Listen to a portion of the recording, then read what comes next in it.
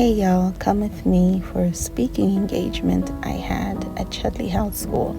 So Chudliegh House School hosts an annual conference for girls, and this year's theme was Igniting Our Potential. And my topic was body positivity and a healthy lifestyle. This is my first ever speaking engagement outside of my own home church, so I was very excited to do it. It was a very cold, very rainy day, as the past few days have been, but they had a tent and we were quite warm and dry. Yeah.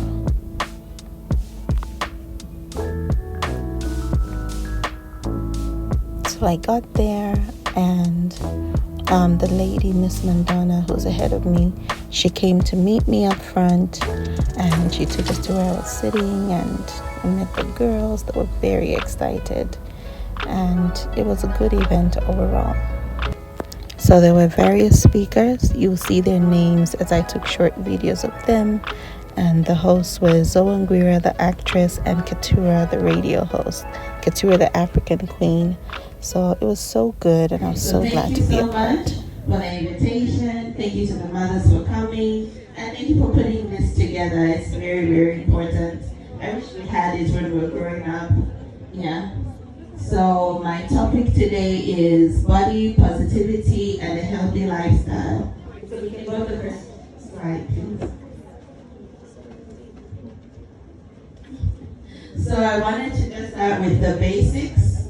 What is body positivity? So it's defined by Dr. Susan Alberts, who is a clinical psychologist, to be the general acceptance of all bodies regardless of size, shape, skin tone, gender, and or physical abilities. Now this definition has definitely changed from the time I was your age. For me, I had a very early start, so I fortunately managed to finish school by 15, so I was in university very early, and I really hit those, I could say, milestones very quickly. So sometimes I felt like even though my brain or intelligence was moving fast, my body wasn't moving as fast as my brain was. So there was always a sense of, do I really fit in being here and all those things? Because most of my friends, they looked older, they were older, and it just used to feel like, okay, maybe I don't belong here, but thank God that I am here. So I like to define body positivity as loving and accepting yourself wholly and completely just as you are. And then I said, because I'm a believer, it is loving yourself the way God loves you. Body positivity, you have to understand that number one, you did not create yourself. So if you understand that you didn't create yourself, you will know that your body is not the way it is because you chose for it to be that way. Yesterday I was listening to a lecture, and the lecturer said, it was asking, how many of you chose the family that you were born into? How many of you chose the way you look like? Nobody. So when we begin to understand those things, you will understand your body, you will accept it, and you will love it much, much quickly. So then the first step into body positivity is loving yourself. Loving yourself is not as easy as it sounds. It may sound very easy when I think you're a bit older, but when you're younger, like Dr. Wanya. Sorry. So like our previous speaker said, you begin to pick at the little things about you that you don't like. So like I said in my profile, I went to Rhodes Park School. I don't know if you've ever mingled with those children, but it can be very, very brutal. It was very brutal going up because you can see I'm not the skinniest one. And then I was also much younger. So while the other girls were quickly developing physically faster than I was just there as a chubby kid. I was in grade 8 when I was 11. So it was like I was far behind, much more behind than my friends were. So it took a lot of time to understand how to love myself. because unfortunately we can't help it at this age. We do compare ourselves to others. So loving yourself takes some time, but I think with these conferences that we're having, I'm hoping that we can get there a bit more quickly. So to love yourself, you have to step back and look at yourself through God's eyes. So to look at ourselves through God's eyes, we have to see what God says about us. I didn't go too deep in that because it can be a whole slide, a whole topic on its own. So Ephesians 2 verse 10 says, "For you are God's masterpiece. He has created us anew in Jesus Christ so we can do the good things that He planned for us long ago." So number one, you are God's masterpiece. So a masterpiece is defined as something of high value. And it's called a masterpiece, and it has high value because there's only one of it. Our previous speaker also spoke that you are the only one like you in the whole wide world. So I looked up online, and the most expensive painting ever sold was for about $970 million, which is the Mona Lisa. And then the second one is about 400 and something million dollars, which is a picture, I've forgotten what it's called. So then the reason why they sell for this much is because there's only one of it in the whole wide world. Only one of it. So when you think of yourself that way, that there's only one of you in the whole wide world, you will begin to understand that you are special, you are unique, and you are the best version of you because you are the only one we have of you in the whole wide world. So the third point is that you have to understand that He's a God of variety. So when you look, I don't want to just talk about people, but let's say you look at animals, there's not just one species or one breed of, let's say, dog. Even in those same dogs of that breed, not all of them are the same size, not all of them are the same color. Even the trees around us, not all of them are the same height or the same width. There's different types of trees, and all that is for a reason. So whether you are fat, whether you are thin, whether you are tall, whether you are curvy, whether you are athletic, whether you think you're not as good as you want to be at school, whether you are the one who passes number one all the time, understand that each one of us was made that way for a particular reason. And also, as you get older, I think we were telling you now, just because you're not good at school doesn't mean you're not good at anything else. So we have, just in this setup, we have those who did the decor, we have those who have cooked the lunches for us, we have someone who does the gardening, someone who put up the tent. So imagine if we were all only academically gifted. Right now, in our situation in Zambia, we already have too many doctors than our economy can handle. When on the world scale, we are far behind. It's about one doctor to about 100,000 people.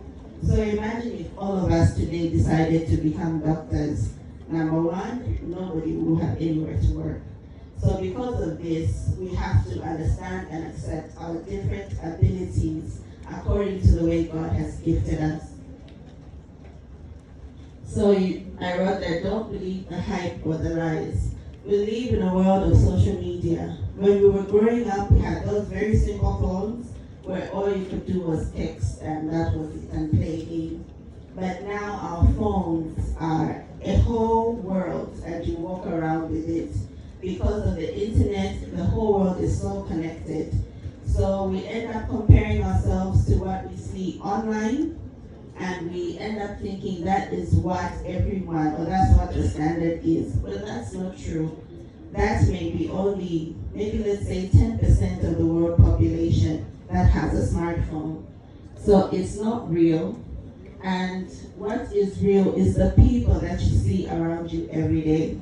I always like to, when I'm speaking to young girls, I like to tell them, don't look at don't focus on what you see online. Number one, that's not your world.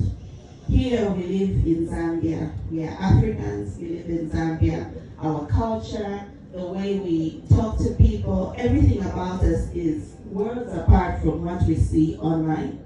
So if we compare ourselves to what we see Beyonce doing or what Ariana Grande is doing, we will never think we are good enough when we are good enough just the way we are. And then you don't have to try to be anyone else but yourself just as you are, because you're already good enough. Remember, I gave the example of the person who did the decor, those who put up the tents, those who cooked. Imagine if all those decided, I think from today, I'm just going to focus on business school, and we all want to go and work in a bank. Who's going to cook for us? Who's going to do the decor for us? We'll all just come with our chairs and sit and be in the freezing cold. But the one who did the decor thought to put a tent. And that's what we need. So when you embrace yourself as you are uniquely, you contribute something to society. So you can only accept others once you accept yourself.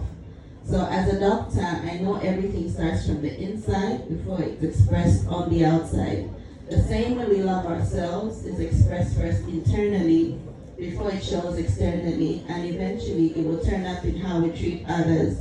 I always like to understand bullies from this perspective. Not just bullies, but those who like to tease their friends. To me, it's already a picture of there's something about themselves that they don't like. So they try to project it onto others. So if you know and you accept yourself, even if someone comes to you and tells you, I don't like your hair, it doesn't matter, it's not your hair, it's my hair. And I love my hair the way it is. So you have to begin to understand people from that perspective, that maybe there's something that they don't like about themselves. So instead, when they come at you with a negative comment, try and throw them something positive. Even if they come and tell you, I don't like your hair, just tell them, oh, but I like your shoes, they look nice today. You begin to see that perspectives will begin to change. And then, when it comes to your body, there are many external appearances that are affected by a medical condition that is undiagnosed. So as you get older, I know it's from 11 to 18 years old, so that's about the time when puberty begins to come and it begins to hit. So puberty can start from 7 years old, some can start late as 16 years old. So you may see a 12-year-old walking around with breasts while a 16-year-old doesn't have any.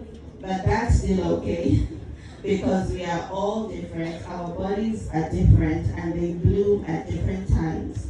And then some don't just bloom, but sometimes they have other undiagnosed conditions.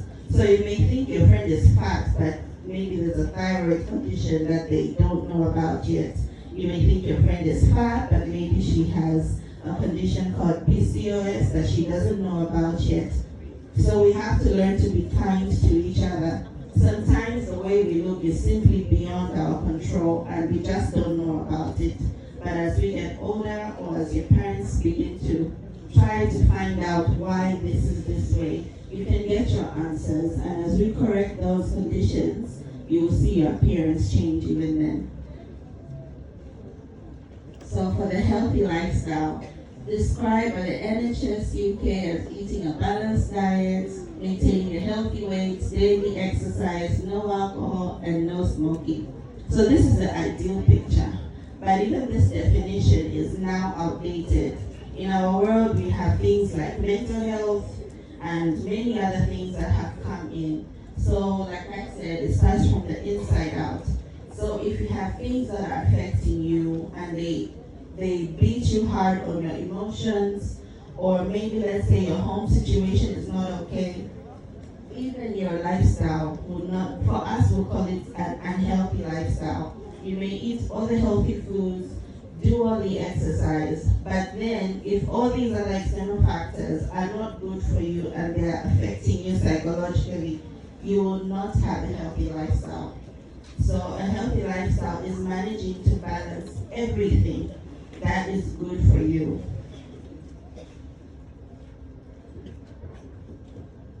So the takeaways are from when it comes to a healthy lifestyle is you have to exercise. So when it comes to exercise, that one is non-negotiable. Actually, there's a conversation that doctors are having, talk people, that an overweight woman who exercises daily will outlive an underweight or a normal weight woman who does not exercise at all. This is excluding the factor whether they drink alcohol, smoke, eat their vegetables. So you have to exercise, take PE seriously. For older ones, let's join a gym. If the ladies in our neighborhood do daily morning runs or morning walks, let's join in, because we need to have that cardiovascular health. That's what keeps us going longer. And then also that I found when it comes to exercise is the secret is in weight training. If you quickly want to look sculpted, you want to look good, you have to pick up those weights. They won't make you look like a man. We don't have testosterone. They will just make you look nice and sculpted. And then you must eat a balanced diet. This one goes without saying. For lack of a better term, that no one wants to be constipated. So you have to eat your vegetables. That's non-negotiable. And of course, you have to drink water. We calculate your daily requirements by 30 mils times your body weight. It usually averages about 2.5 liters to 3 liters for an adult. For a child, it can be 1.2 liters to about 1.7 liters a day. So your body weight times 30 mils, that's how much water you should drink. It also helps keep the pimples away. So as you're growing and going through puberty, if you have a lot of pimples, increase your water intake. And of course, you have to stay away from fake diets. All these diets, 7-day, 10-day diets, I've tried them all. They don't work. So just change your lifestyle. It's a whole thing altogether. And of course, we have to remember to love ourselves as we are, to see ourselves through God's eyes, to drink water, eat a balanced diet, and exercise, and to pray, because all in all, it's God who keeps us, and that's how we maintain our healthy lifestyle. So thank you.